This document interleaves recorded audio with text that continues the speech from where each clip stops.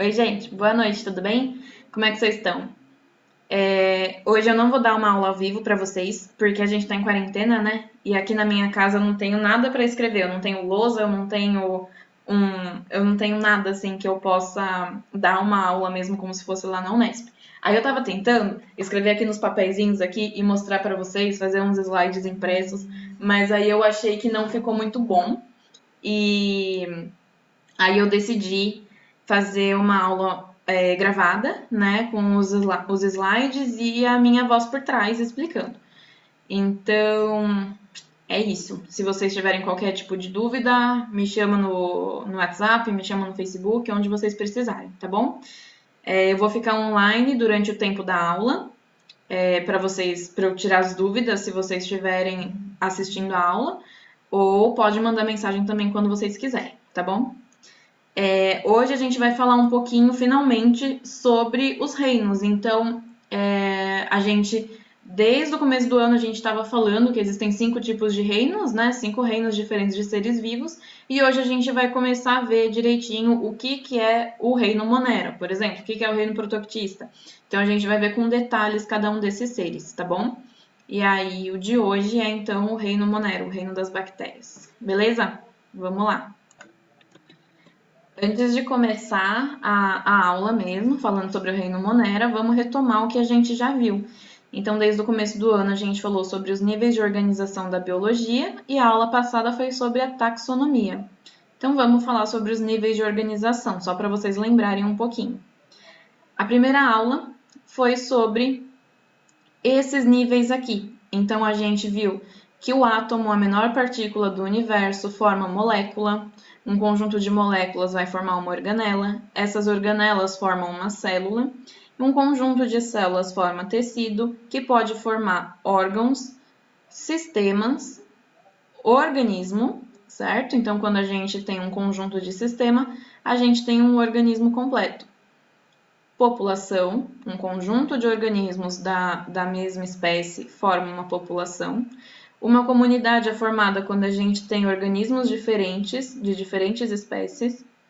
O ecossistema é formado quando esses organismos de diferentes espécies estão interagindo também com fatores abióticos. Lembram aqueles fatores, por exemplo, ar, água, fogo e terra. E um conjunto de ecossistemas forma a biosfera. Beleza. Aí a gente também viu que para ser um ser vivo, né, a gente parte da teoria celular. Então, para ser um ser vivo, o organismo ele precisa ser composto por célula. Célula, uma só, ou células várias, tá bom? Então, aqui a gente tem uma célula procarionte e uma célula eucarionte. E aí, partindo dessa visão de que nós temos 2 tipos de células principais, a gente classifica todos os seres vivos. Então, a gente fala sobre reficofage. Reino, filo, classe, ordem, família, gênero e espécie. E aí a gente viu na última aula que o domínio é uma categoria mais abrangente ainda do que reino. Então, toda a vida pode ser classificada de acordo com os domínios e com o reficofage, beleza? Aí a gente tem aqui só um exemplo, na aula passada eu dei o exemplo do gato doméstico, e aqui eu tenho um exemplo de todas as classificações do cachorro, certo? Cachorro doméstico também. Aí, o cachorro, aqui a espécie dele é Canis familiaris. Aí, a gente entrou então no papo sobre taxonomia, que é vinculado, né, que é relacionado às classificações biológicas e a técnica, o estudo ou, num geral, a ciência da classificação biológica. E aí, pensando, por exemplo, no reficofage ali que eu fiz do cachorro, a gente entra na conversa sobre regras do sistema binomial de Linneu. Então, a gente tem, por exemplo, o nome Canis familiaris da espécie, certo? Canis é o gênero seguido do familiaris, que é a espécie. As regras do sistema binomial, elas são extremamente importantes. Então, lembram que a gente precisa sempre deixar em itálico, porque a gente está falando de uma língua morta, a gente está falando do latim. A gente tem que deixar em destaque no texto. Então, ela pode estar destacada em itálico ou destacada com sublinhado. A gente pode sempre, ou quando precisar, abreviar o gênero da espécie e nunca abreviar a família, tá bom? Tá super errado. E aí, a gente sempre tem que lembrar que a primeira letra, ou seja, o gênero, é sempre escrito em maiúsculo e a espécie é sempre escrita em minúsculo. Então, essa forma também está errada, certo? Vamos lá. Depois, então, da taxonomia, depois que a gente viu todo o reficofágio, toda essa classificação, a gente falou novamente sobre os 5 reinos. Só para vocês lembrarem aqui, tá muito mais visual. Então, a gente tem o reino Monera, sempre nessa ordem. Lembra? Do mais basal, que está na base, para o menos basal. Então, reino Monera, reino Protoctista, reino dos fungos, reino dos vegetais e reino dos animais. Beleza. Vamos lá, então. Durante o ano, a gente vai falar sobre todos esses reinos, tá bom? E a gente vai ver todos esses nomes aqui que estão nessas imagens também, nessa imagem aqui. Mas hoje, a gente vai começar, então, pelo reino Monera, que é o reino das bactérias. Pegando essa imagem aqui, ampliando, não sei se dava para ver antes, mas está escrito que o reino Monera ele é composto pelas eubactérias e arqueobactérias. Lembram dos domínios? Então, a gente tem o domínio das arqueobactérias, o domínio das eubactérias, que fazem parte aqui do reino, e o domínio das eucariontes, ou eucariotas, que são todos os outros reinos. Beleza. Falando de reino Monera, então, a gente tem as arqueobactérias e as eubactérias, que podem ser divididas tanto nas bactérias comuns, tá, que a gente já vai conhecer, quanto as cianobactérias.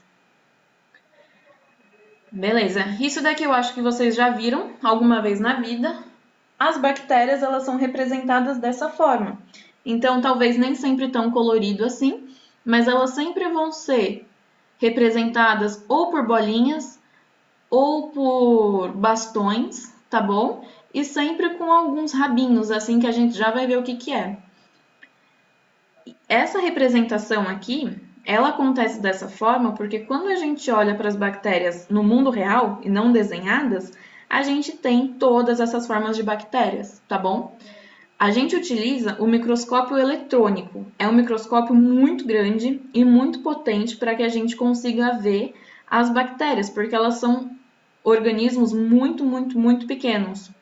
Então, a gente tem aqui um formato mais alongado, um formato de bastão, esses formatos aqui cheios de rabinhos, as bolinhas, essas colônias aqui que a gente chama de bactérias todas juntas entre elas. Aqui elas já estão mais esmagadas, mais alongadas, tá bom? Aí, para vocês terem uma ideia do porquê que a gente precisa utilizar um microscópio eletrônico, uma coisa muito grande, muito potente, é porque as bactérias, elas medem isso daqui, ó, que a gente chama de micrômero. A gente conhece o centímetro, certo? Então, a gente tem aqui, ó, eu coloquei uma régua, por exemplo, de 22 centímetros. A gente tem de 0 a 1 centímetro. De 0 até esse negocinho aqui é meio centímetro, certo? E aí, todas essas linhazinhas pequenas a gente chama de milímetro. O micrômero, que é o tamanho de uma bactéria, mede uma parte, ou seja, a milésima parte de um milímetro. Se a gente pegar esse espacinho entre o 0 e o primeiro e essa primeira barra aqui, que é 1 milímetro, e se a gente dividir esse espaço em 1000, a gente consegue entender qual é o tamanho da bactéria. É muito, muito, muito pequeno. E por isso que a gente precisa de um microscópio tão poderoso para ver as bactérias, tá bom? Então, essas daqui são as imagens reais de uma bactéria. Beleza. Eu coloquei um vídeo aqui para vocês, para vocês entenderem que isso daqui é um organismo, é um artrópode, tá? É um inseto muito, muito pequenininho, que depois a gente também vai conhecer o que que é isso.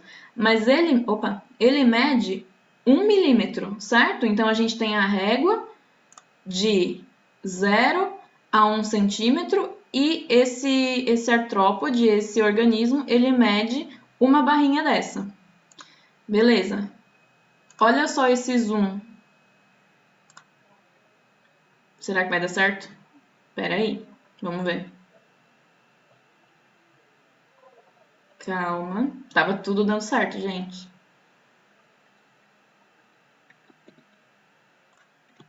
Beleza, deu tudo certo. Ó, então, aqui a gente tem o artrópode, certo? Esse organismo que mede 1 milímetro. E aí, olha esse zoom. A gente tá entrando no olho dele e olha o que tem aqui. Uma bactéria. Então, vocês viram como uma bactéria é minúscula? Ela é muito pequena, beleza? Ok, vamos lá. Por que que a gente está vendo, então, esses organismos tão pequenos que não faz diferença na nossa vida? Porque, na verdade, eles fazem muita diferença na nossa vida. A importância das bactérias é a seguinte: a gente pode dividir pela importância ecológica e pela importância para o homem, para nós, tá bom? Para o ser humano. A importância ecológica é que existe bactéria abundantemente no mundo. Então a gente tem bactéria no solo, na água doce, no mar, no ar, em qualquer tipo de superfície, no interior dos organismos, nos materiais em decomposição. Tudo que a gente pensar tem bactéria.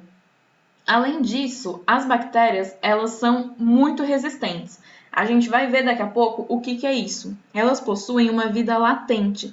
Então, mesmo que o meio ambiente não seja ótimo para elas viverem, elas não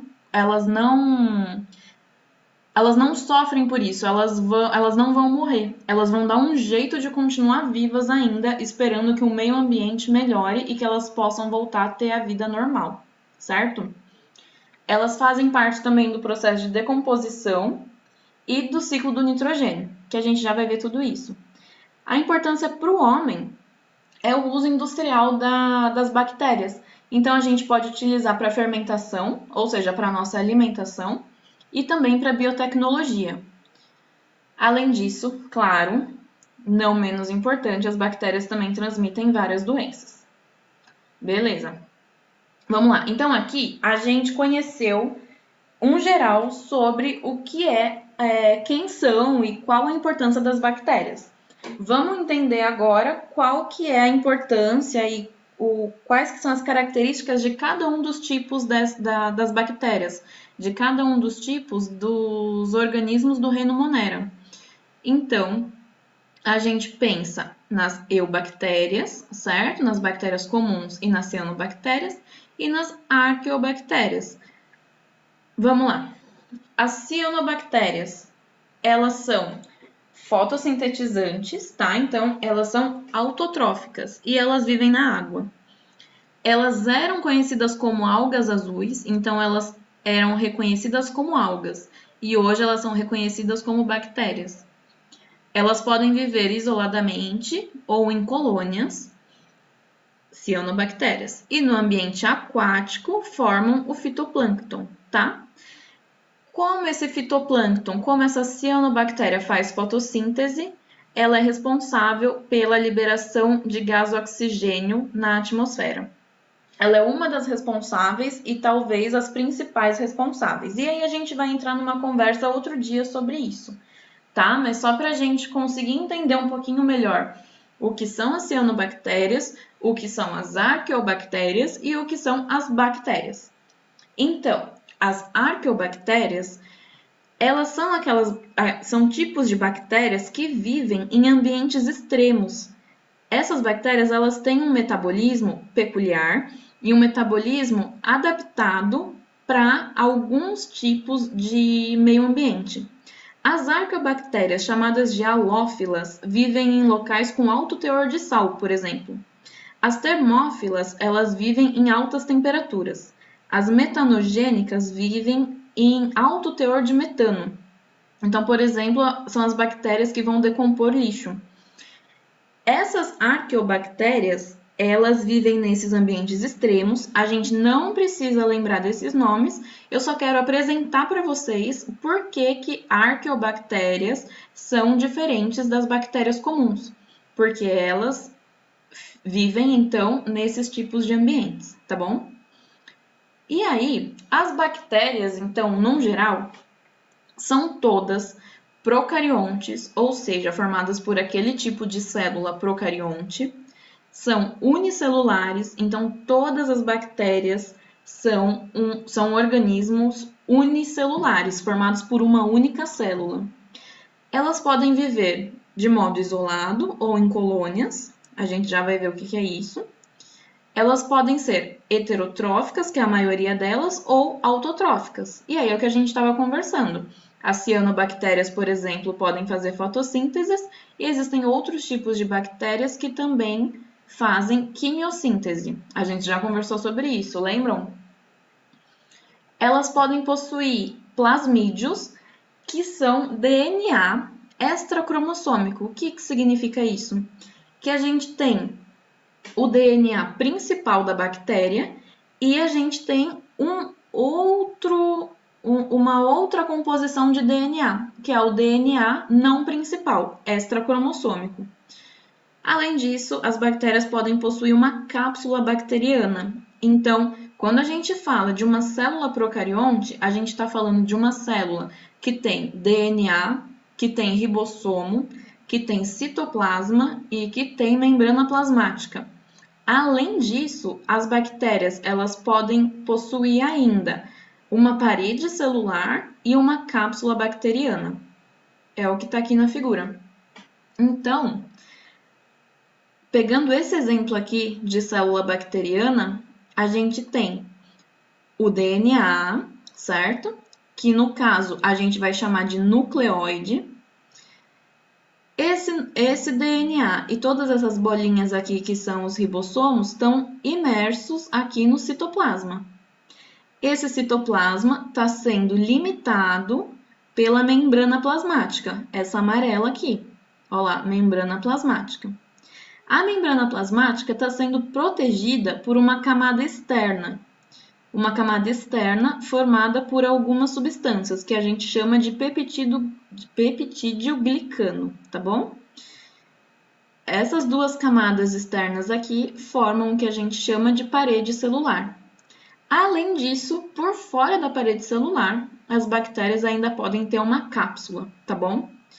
Depois a gente vai ver por que isso daqui é muito importante. Beleza. Vamos agora dar um zoom aqui, dar uma atenção especial para a parte de dentro da bactéria. Então, eu já falei que a gente tem ribossomo, eu já falei que a gente tem esse DNA, certo? Que a gente vai chamar de nucleóide. Esse DNA, esse daqui, é o DNA principal da célula bacteriana. E aí a gente pode ter mais um pouquinho de DNA aqui, circular, tá? Ele sempre vai ser bem circular, ou então nessa forma aqui, que sempre forma uma limitação, né? Ela sempre começa e finaliza na mesma cadeia de DNA. Então, ela não vai ser igual esse nucleóide aqui que faz várias voltas. Vai ter sempre uma coisa um pouquinho mais linear, tá bom? Que pode ser um círculo ou pode ser desse jeito que está desenhado aqui, que a gente vai chamar de plasmídio. Beleza. Aí a gente tem também o mesossomo aqui, que é importante quando a gente for falar sobre a reprodução da bactéria, e depois eu retomo isso. Beleza, então a célula bacteriana está apresentada para vocês. Estão apresentadas. Aí, cada uma dessas células podem ter formas diferentes. Então, quando eu falo de célula aqui, eu estou falando das próprias bactérias. Lembram que as bactérias elas são unicelulares? Beleza. Então, a forma das bactérias é a seguinte. A gente pode definir como cocos, cocos ou cocos, tá? Do jeito que vocês quiserem falar. Então, tem formas esféricas, são bolinhas. Elas podem se associar formando diversos tipos de colônias. Então, a gente pode ter cocos isolados ou cocos em colônias, que aí a gente vai chamar de diplococos, estafilococos, streptococos e outros. Nós temos também o formato de bacilos, que é uma forma mais alongada, os espirilos, que apresentam uma forma espiral, e os vibriões, que é uma fórmula de vírgula. Então, vamos ver esse desenho aqui. Olha lá, os cocos isolados, eles são bolinhas, tá? Isoladas, ou eles podem formar, por exemplo, uma cadeia. Isso daqui, só para vocês conseguirem distinguir, isso daqui é uma cadeia, tá? De bactérias que aí a gente está chamando de streptococcus. Mas essa cadeia tem 1, 2, 3, 4, 5, 6, 7, várias bactérias, tá bom? Então, uma bactéria, outra bactéria, outra bactéria. Quando elas formam essa cadeia, elas não estão formando um organismo só. Elas são bactérias que vivem junto de outras, tá bom? Mas mesmo assim, elas ainda são unicelulares. Beleza, a gente também pode ter as estafilococos, que formam mais ou menos esse cacho de uva aqui, ó. E mesma coisa, são várias bactérias vivendo em conjunto, tá? Mas cada bolinha é uma bactéria. A gente pode ter os bacilos, então, que são aquelas bactérias em formato alongado e que pode ter isso daqui, ó, esses rabinhos aqui que a gente chama de flagelo, que vai ajudar na movimentação dessas bactérias. Elas podem formar em colônias também, elas também podem formar colônias, tá bom? Os espirilos, que também podem ter flagelos, e os vibriões em formato de vírgula aqui, que vivem isoladamente, tá bom? Agora que a gente já conheceu as formas e os tipos das bactérias, a gente pensa então quais são os metabolismos, quais são os tipos de metabolismo das bactérias. O que é isso? É basicamente como que as bactérias vivem. Então, elas podem viver de modo aeróbico, ou seja, elas só sobrevivem com oxigênio, tá? É dessa forma. As anaeróbicas, gente, é que eu acabei de perceber que está errado. A fermentação é aqui, ó. Quando as bactérias são aeróbicas, ou seja, que precisam de oxigênio, tá? Se elas precisam de oxigênio, elas fazem respiração, igual a gente. Elas respiram. As anaeróbicas estritas, elas só sobrevivem sem oxigênio, porque o oxigênio para esse tipo de bactéria é tóxico. E aí elas precisam respirar de outra forma, que é fazendo fermentação. As anaeróbicas facultativas, tá? Que são facultativas, então elas podem tanto sobreviver com ou sem oxigênio. Então, se no meio ambiente que elas estão vivendo tiver oxigênio, beleza, elas vão respirar. Se no meio ambiente que elas estão vivendo não tiver oxigênio, beleza, elas vão fazer fermentação, elas vão se virar de alguma outra forma. Ok, então a gente tem esse primeiro metabolismo aqui, que é o metabolismo energético, e um segundo tipo de metabolismo energético que a gente vai falar sobre a nutrição das bactérias. Então, elas podem ser heterótrofas, tá? Elas podem se alimentar de matéria orgânica, ou autótrofas, que aí elas vão se alimentar de matéria inorgânica. Lembra que a gente falou na primeira aula? Então, na primeira e na segunda aula, hein? Então, as bactérias heterotróficas ou heterótrofas, elas podem ser saprófitas. Isso daqui é um nome muito importante para vocês lembrarem, tá? Quando o organismo é saprófito, quer dizer que eles tiram a energia, eles fazem decomposição de matéria orgânica. Então, eles tiram energia a partir do processo de decomposição de outro animal ou de uma matéria orgânica qualquer. Então, saprófitas. As bactérias parasitas utilizam a matéria orgânica e energia de outro ser vivo, e são essas as bactérias que causam doenças. E as bactérias simbiontes, elas são associadas a outros seres vivos de modo benéfico. Então, depois a gente vai ver como que essas bactérias simbiontes vão ajudar, por exemplo, na alimentação de um boi. É muito importante. Então, elas podem ser parasitas, o que significa que elas vão prejudicar algum outro ser vivo, ou elas podem ser simbiontes, que elas vão viver em conjunto de forma benéfica com outro ser vivo. Beleza, então elas podem ser heterótrofas ou elas podem ser autótrofas. Quando a gente fala de organismos autotróficos, a gente está falando de organismos que podem ser quimiosintetizantes, ou seja, que não precisam de luz, transformam a matéria orgânica em energia. Aqui também está errado, desculpa. Olha lá, matéria inorgânica em energia, tá bom? Ou elas podem ser autótrofas fotossintetizantes. Isso significa que elas precisam de luz.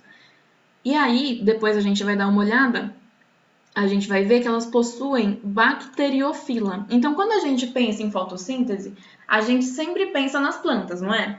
Então, a gente pensa que a árvore, que a planta, a rosa, a flor, ela vai transformar a luz do sol em alimento, certo? Ela vai produzir o seu próprio alimento.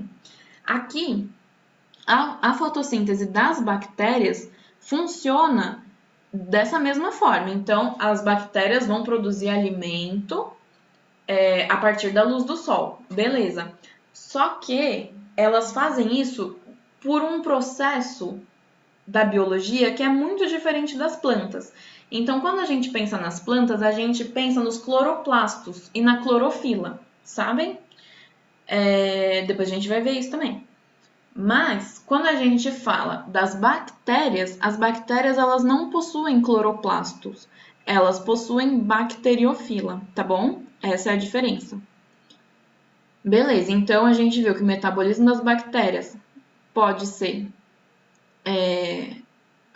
do tipo da respiração deles, se eles vão sobreviver com ou sem oxigênio, e como eles vão se nutrir, tá bom? Se eles vão se nutrir de modo heterotrófico ou se as bactérias vão se nutrir de modo autotrófico. Beleza. Quando a gente estiver falando disso daqui, do metabolismo aeróbico, anaeróbico ou anaeróbico facultativo, a gente vai estar falando então bastante sobre a fermentação, tá bom? Hoje, gente, é uma aula bem geral, assim, para a gente entender realmente como as bactérias, como que as bactérias vivem, quais são as características delas e qual é a importância biológica delas. Então, eu estou passando bastante coisa, mas aí a gente vai ver ponto por ponto nas próximas aulas, tá? Então, quando a gente estiver falando aqui desse tipo de metabolismo, a gente vai estar falando tanto da respiração, lembra que eu falei aqui para vocês?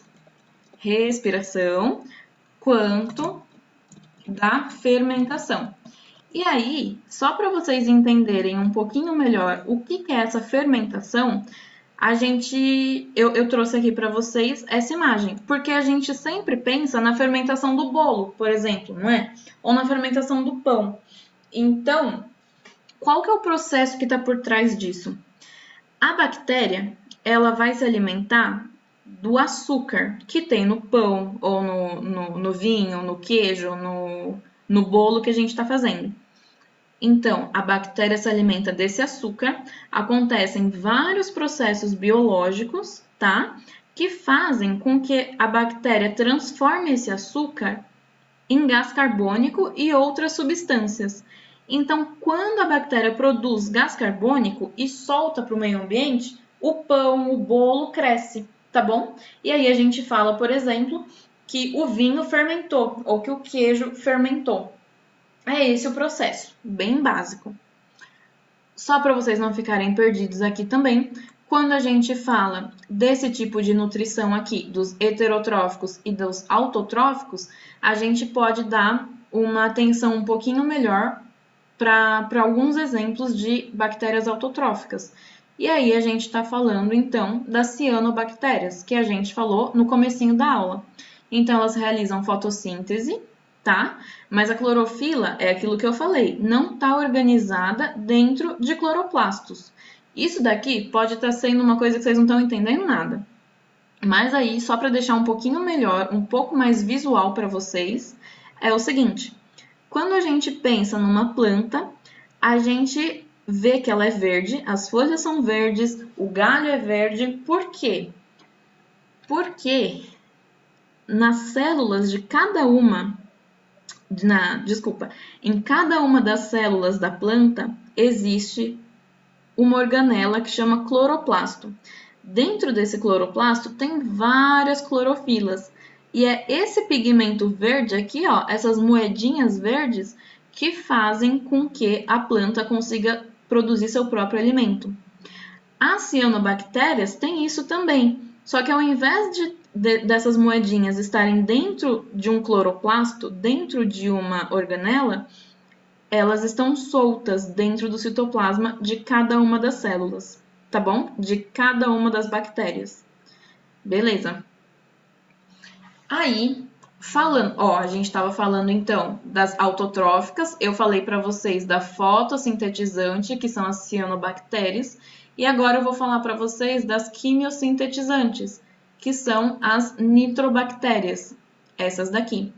Geralmente, elas ficam nas raízes das plantas, porque elas são muito importantes no ciclo do nitrogênio.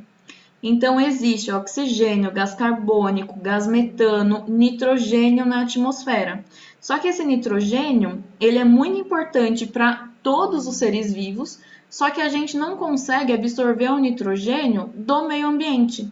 A gente precisa absorver o nitrogênio só depois que as nitrobactérias conseguem transformar.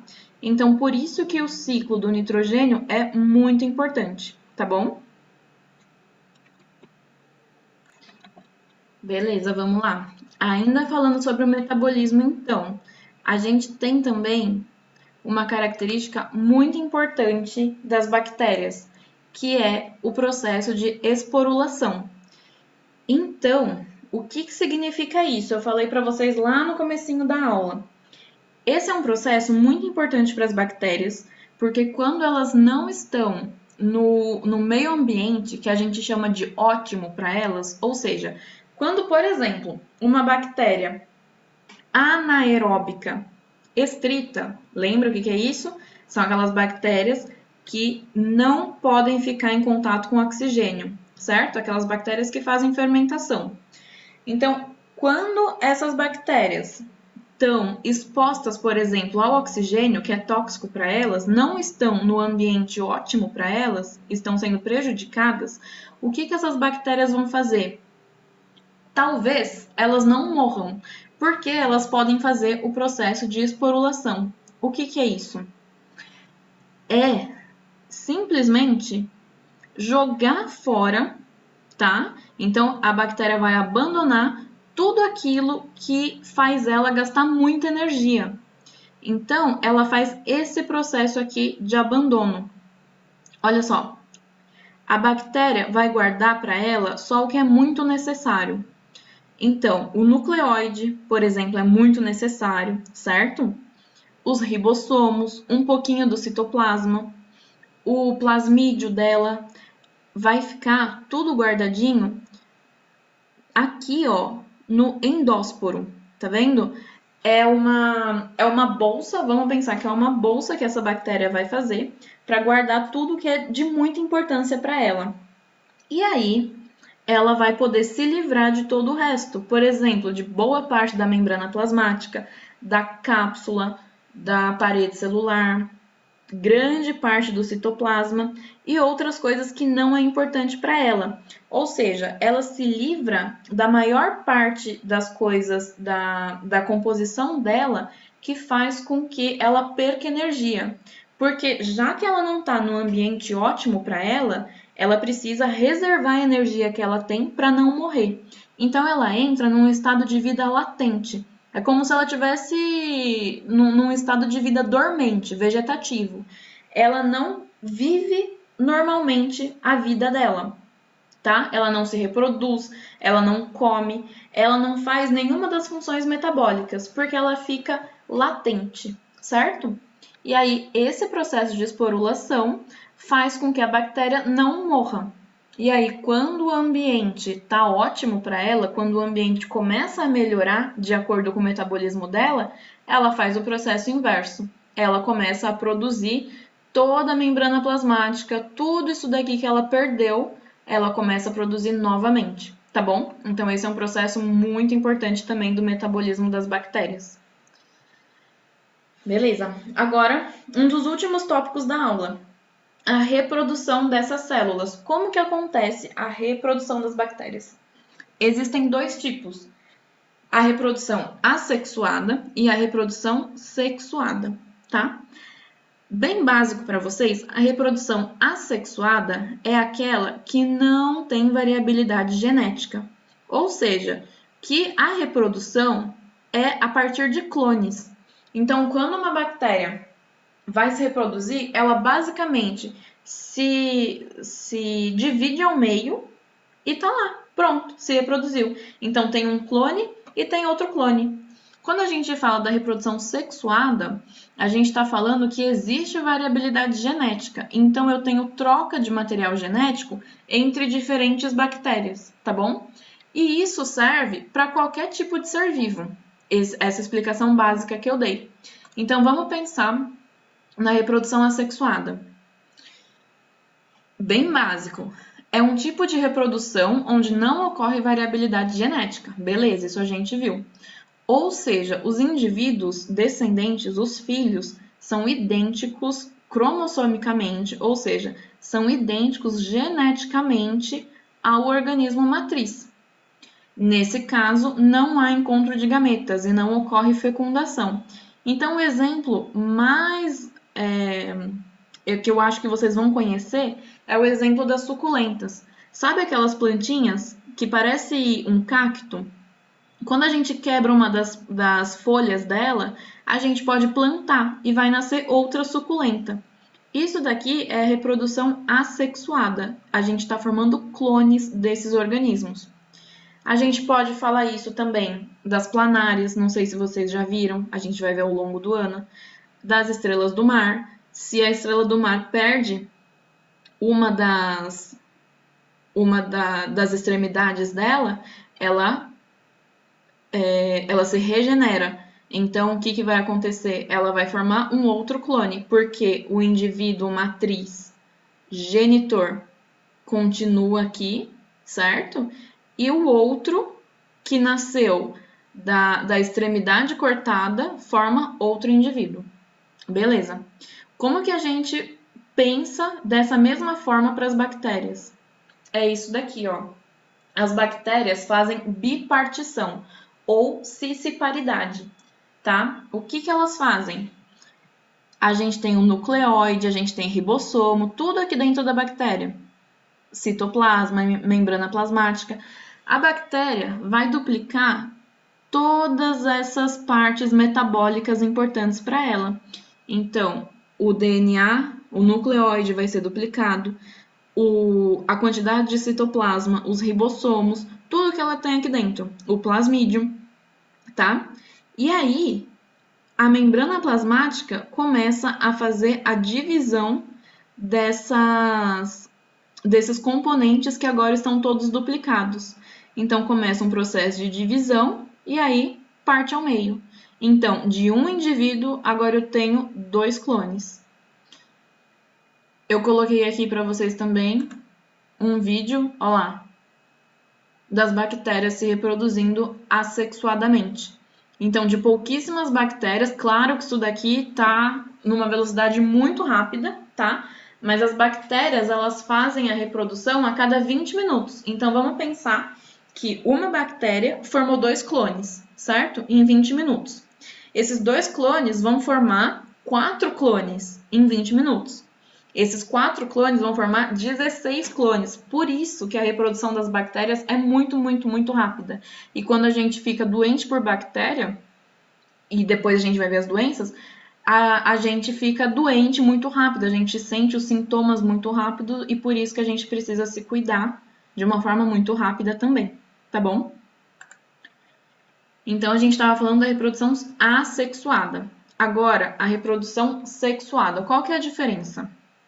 É que na reprodução sexuada, existe um processo pelo qual ocorre a fusão de dois gametas, produzindo filhos variados, descendências variadas. Ou seja, basicamente, existe troca de material genético.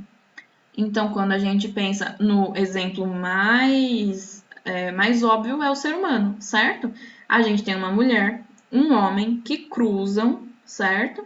E formam um filho, um bebê. Como que eles fazem isso? Por meio de gametas, o óvulo da mulher e o espermatozoide do homem. Beleza. Agora, como que a gente pode pensar isso daqui para as bactérias? Aí, eu preciso contar para vocês o seguinte: tem alguns autores que dizem que as bactérias fazem reprodução sexuada e tem outros autores que falam que as bactérias só fazem reprodução assexuada. E aí, esses processos que eu vou falar para vocês a partir de agora, eles não são chamados de reprodução sexuada, eles são chamados de recombinações gênicas, tá bom? Por quê? Alguns autores dizem, então, que são recombinações gênicas, justamente porque não existe troca de material genético, tá? Existe recombinação. Por isso, a gente não pode chamar de reprodução sexuada. Quais são esses tipos de recombinações? A conjugação, a transdução e a transformação. Para a gente entender o que são esses três processos, a gente tem que lembrar do plasmídio e do mesossomo, tá bom? Conjugação. Acontece quando eu tenho uma bactéria que se junta a outra bactéria por meio de uma ponte de conjugação, tá? Essa bactéria vai duplicar seu plasmídio e por meio dessa ponte vai transferir o plasmídio para outra bactéria. Então, agora nós temos clones, certo? Da bactéria matriz, porque o plasmídio foi transferido. Mas presta atenção, esse clone, o que eu estou me referindo, é do plasmídio. Então, essa bactéria duplicou o plasmídio e colocou aqui dentro da outra o plasmídio dela, duplicado. Talvez o nucleóide, o DNA principal, seja diferente entre elas, tá bom? Por isso que a gente fala que são recombinações gênicas. E aí eu trouxe aqui para vocês também uma animação formando aqui, ó, a ponte, o plasmídio sendo duplicado e levado até outra bactéria. E tá vendo o que eu falei? Aqui a bactéria era verde, certo? Aqui a bactéria, ela tem genes de outra cor. Vamos deixar bem simples assim para vocês. Então aqui, ó, a gente está falando de uma bactéria diferente, mas elas são idênticas nos plasmídios, beleza? Isso é a conjugação. Aí a gente tem que entender o seguinte: qual que é a diferença real entre plasmídio e nucleóide? O nucleóide é aquele DNA principal da bactéria e o plasmídio aquele pequenininho, que talvez tenha em uma bactéria e talvez não tenha em outra bactéria, tá bom? Os plasmídios são geneticamente diferentes e podem ou não ocorrer nas bactérias. Quando uma bactéria tem plasmídio, é legal a gente saber que esse plasmídio, esse DNA extracromossômico, pode conter genes relacionados com a resistência de antibióticos, tá? Então, por isso que as bactérias são tão resistentes tanto aos remédios, quando a gente toma pensando nas nossas doenças, quanto à vida mesmo no meio ambiente, tá bom? Então, elas sobrevivem justamente porque o plasmídio ajuda elas. Ajuda o nucleóide. Beleza. Outro processo, transdução. Então, a gente tinha três. A gente já viu conjugação, agora a gente está vendo a transdução, certo? E aqui, na transdução, a gente sempre tem a presença de um bacteriófago. O que é isso? Um vírus, tá bom? Aqui eu vou falar bem rapidinho também, porque vocês já estão cansados. Então, na próxima aula a gente vai retomar para entender certinho o que é esse processo. Mas é legal vocês saberem que na conjugação existe a formação dessa ponte. Então, as bactérias, elas se comunicam por meio de uma ponte de conjugação. Na transdução, existe a presença de um vírus, de um bacteriófago, certo? E aí, no último processo, que é chamado de transformação, existe a interação de moléculas de DNA livres e bactérias, tá? O que é isso? Vamos pensar no seguinte. Vamos pensar que uma bactéria estava lá vivendo e, por algum motivo, ela morreu. A membrana plasmática dela partiu, ó lá, acabou a membrana plasmática, o citoplasma está todo espalhado no meio ambiente e só ficou ali o nucleóide dela, tá? Esse nucleóide, os fragmentos dele podem entrar dentro de uma outra célula. E aí a célula vai ser transformada. Outra bactéria será transformada por essa que morreu. Isso pode acontecer na natureza de uma forma muito rara, tá bom? Mas isso acontece muito em laboratório. Então, a gente pensa na transformação quando a gente fala de biotecnologia.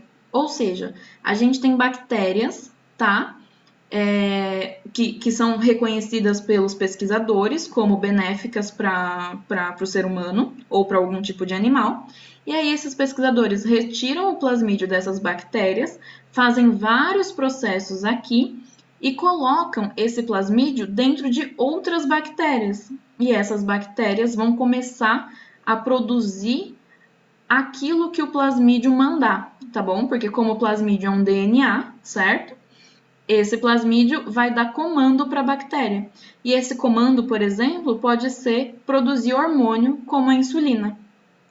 Então, quando a gente fala do processo de recombinação gênica, chamado de transformação, a gente está falando basicamente de como isso é importante para a biotecnologia, para a gente. Então, as bactérias dentro do campo da biotecnologia podem produzir insulina, vários hormônios, várias enzimas, tá bom? Tudo isso por pesquisadores. Então, só para finalizar essa aula, a gente retoma a importância das bactérias. Por que a gente viu uma aula grande dessa sobre bactérias?